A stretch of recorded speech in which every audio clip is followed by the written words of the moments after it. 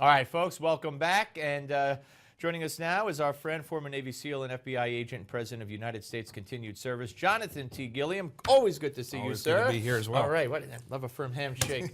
All right, I don't even know what to say anymore, because what we're seeing now, Ferguson, I believe, was a media-driven, media-created. The storyline was perpetuated by the media. Now you have this Staten Island situation and the Cleveland situation, right. And all of a sudden, cops who a couple of years ago, I think last year, shot well over, I think 3 times as many whites as they did blacks and killed them.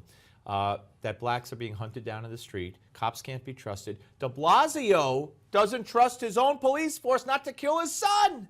I mean, this is insane. Well, we've talked about this before. De Blasio worked for the communist Nicaraguans, and he's changed his name 3 times. Yes.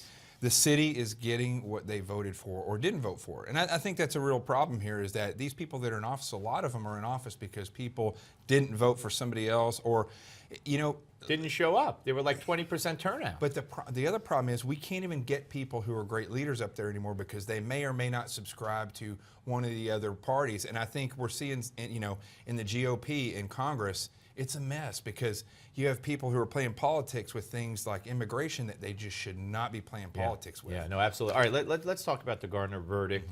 No one has a right really to be able to say the grand jury was right or the grand jury was wrong, because 9 weeks, 60 exhibits, 50 witnesses, medical reports that we haven't seen. Maybe yes, it was ruled a homicide, but there were other doctors weighing in, I'm sure, presented evidence. So we have no idea, except for that one video, what the grand jury saw or heard. Right, and this is a perfect example of body cameras that they're wanting to give the cops to solve all these problems. Right. People see what they want to see. Even if they had, simply had him turn around and put the cuffs on and then he died of a heart attack, there would still be people saying that this was caused because the police, ratcheted up too far. Or even if he threw a punch at one of the cops and it was legitimate to jump on them, they'd say, "Why'd you need 5 guys on him?" So it was legitimate for them to jump on him and take him down, because here's the way this continuum works. These guys were actually very calm and very professional when they came up to him, if you watch the whole video.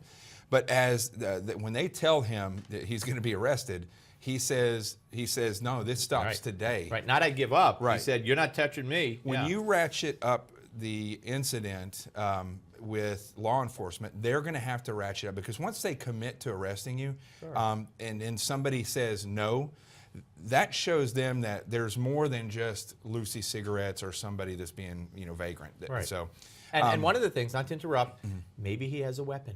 And whenever they say unarmed, it turned out unarmed. Right. But a cop never knows until they're cuffed whether the guy is armed or not. See, everybody's linking all these things. The kid who was shot that was 12, that I think was a bad situation. But they're linking that with Ferguson, with Staten Island. They're all different situations, but in 2 of those 3 at least, you had somebody who escalated the situation, and the police responded with the accurate amount of force.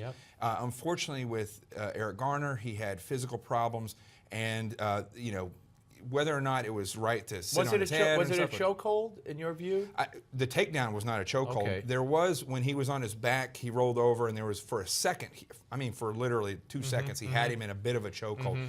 But even that was not a accurately applied chokehold. So when the media says chokehold, maybe the grand jury got the definition of chokehold, saw the different angles, got the testimony from civilians and officers, and said, this wasn't even a chokehold. Here's what you got to remember about this situation, the way it's being shown on the press and the reality of it. It's turned into a civil rights problem, right? But this is not a civil rights issue. This is a personal responsibility issue. But what you have now is socialists that are taking civil rights and they're turning it into their operation. So you have civil rights leaders and you have socialist operatives. And you've had this since civil rights actually came about. Great civil rights leaders that actually led civil rights movements and made changes, and then you have socialist operatives that jump on board with that. To exploit it, right? And they exploit civil rights. By the way, Sunny Hostin cut me off of her Twitter feed last night. I'm You banned. should be honored. I'm banned. You should be honored. Because I told her, first of all, I criticized her. She said they should have given CPR to him, EMS, and they did nothing when she was told on the air, well, he was breathing at the time. She wrote to me, you still give CPR when someone's breathing. How do you give CPR when someone's breathing? You don't. And see, that's the stupidity of this, of a lot of these people saying that loosey cigarettes are not a big problem. It is a big problem for 2 reasons. One, because it's a stupid tax, And if you don't want people to smoke, you know, Right. then make them illegal. But even in that case, what's happened is it's created a black market and literally billions of dollars from And there was a cigarette black sales. sergeant on the scene. She could have said, don't arrest him, stand down, get off him. She didn't. Got to go, my friend. Always good to see you. John Gilliam, ladies and gentlemen. Jonathan Gilliam will be back with the Malzberg panel. But first, why don't we take a look at the home of famous abolitionist, I said it right, and orator Frederick Douglass. And we're going to do this with this hour's American Place. It's coming your way next. Don't miss it.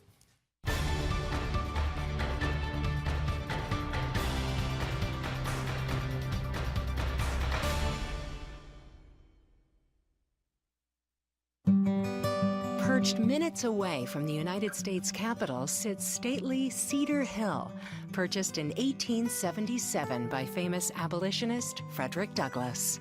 After freeing himself from slavery, he became a minister of African Methodist Episcopal Zion Church. Encouraged by his Christian faith and gifted as an orator and writer, Douglass spent decades seeking to free all slaves.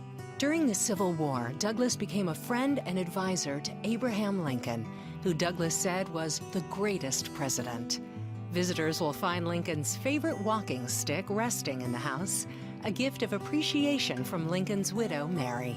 Douglass expanded the home's original 14 rooms to 21, including a 2-story library. He needed a home close to official Washington because Republican President Rutherford B. Hayes, appointed him Marshal of the District of Columbia, marking the first time an African American won Senate approval for a federal appointment.